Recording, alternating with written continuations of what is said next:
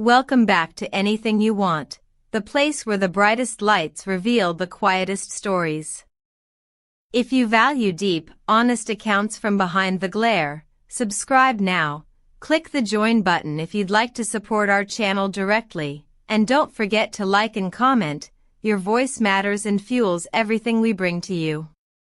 Now, let's unravel a night that looked like a triumph but became an unexpected collision of memory and feeling.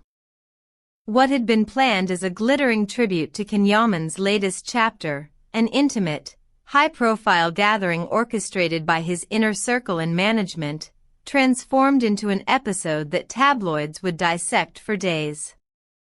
The evening began as many such evenings do. Guests arrived in carefully chosen attire, the red carpet swallowed flashes of light, and conversations moved between congratulations and future projects.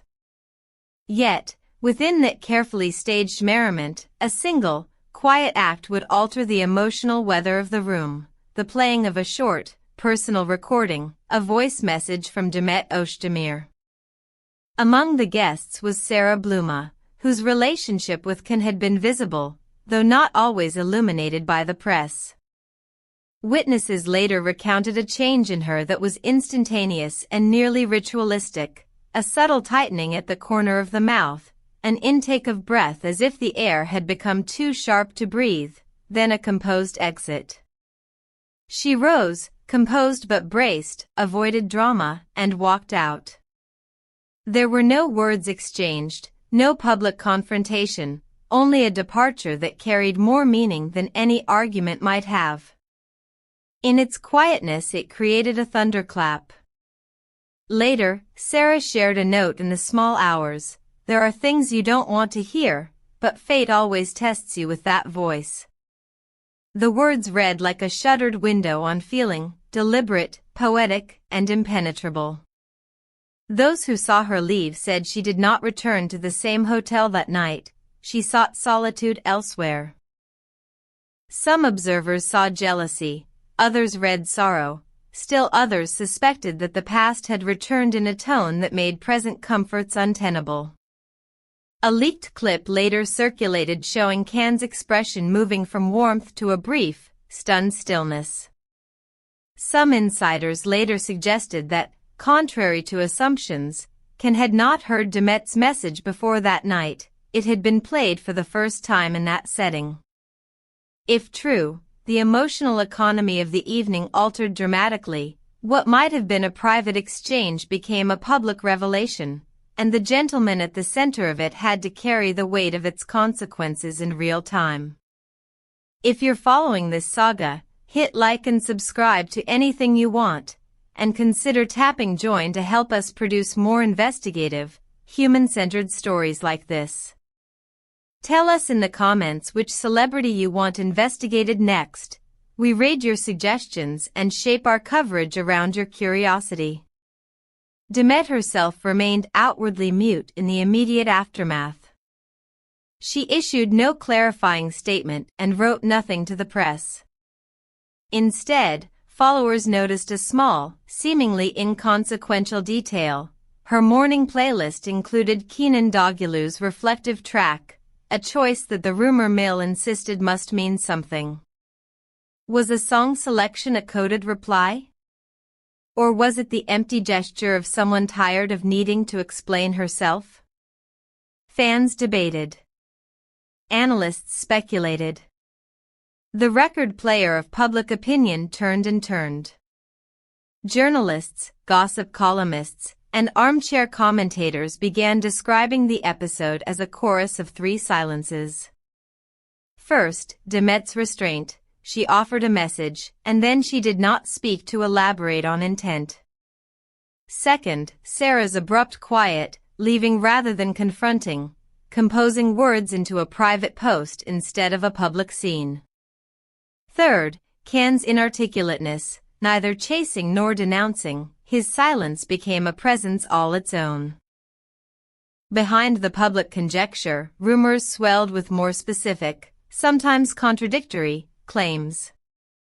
One account suggested that Demet had forwarded her message to Can's representative with an instruction that it may be shared. Another suggested that the representative, in a moment of misguided theatrics, announced it as from Demet before ensuring Can had heard it privately. The difference between those accounts is not mere detail. It determines whether the night's rupture was an inevitable collision of mismanaged emotion or a constructed spectacle. In the days that followed, reports indicated that Sarah considered leaving Turkey to create distance, while Can sought solitude to think and reassess. Demet slipped into professional rhythm auditions, readings, and a schedule that allowed no time for performative apologies. The narrative arc became one of retreat rather than reconciliation.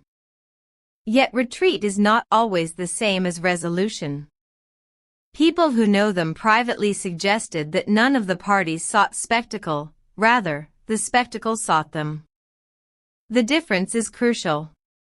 When public life amplifies even tentative intimacies, choices that might otherwise be handled quietly become headline items. Private recalibration becomes public drama. If there is a lesson in this episode, it is that fame both flattens and sharpens memory. It flattens by turning nuance into digestible soundbites, and it sharpens by insisting that every action be legible to an audience that rarely allows ambiguity. The voice message, small, intimate, and intended perhaps as a token of warmth, was transformed into an instrument that measured loyalty, tested commitments, and reopened past corridors. For audiences, the temptation to adjudicate is enormous.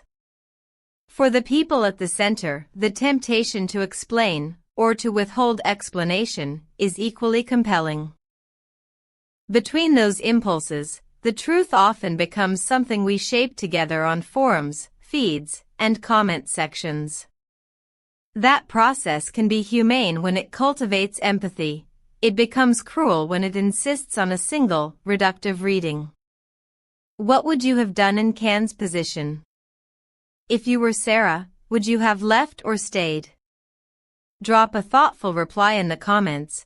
We highlight the most insightful answers on anything you want and feature fan responses in future videos. Don't forget to like and subscribe.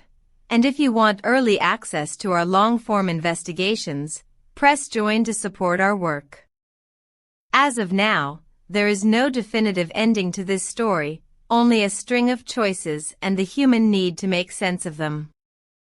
A birthday notice became a turning point, not because of malice but because intimacy, once mediated by more than two hearts, acquires a life of its own.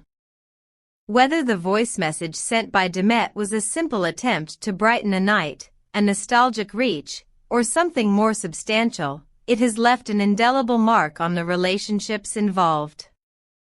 Sarah's reaction announced hurt, Can's silence posed questions, Demet's quiet confirmed that she would not be the one to supply public answers. The aftermath remains a landscape of possibility rather than a closed chapter.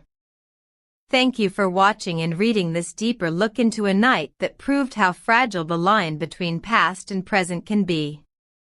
If you appreciated this careful recounting, please subscribe to Anything You Want, like this video/article, and hit join if you want to support our investigative storytelling.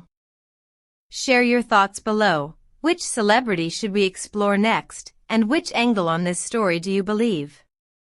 We read every comment and build our next episodes from your curiosity. Until next time, remember that behind every public moment there is an interior life, and often the quietest decisions are the ones that echo the longest.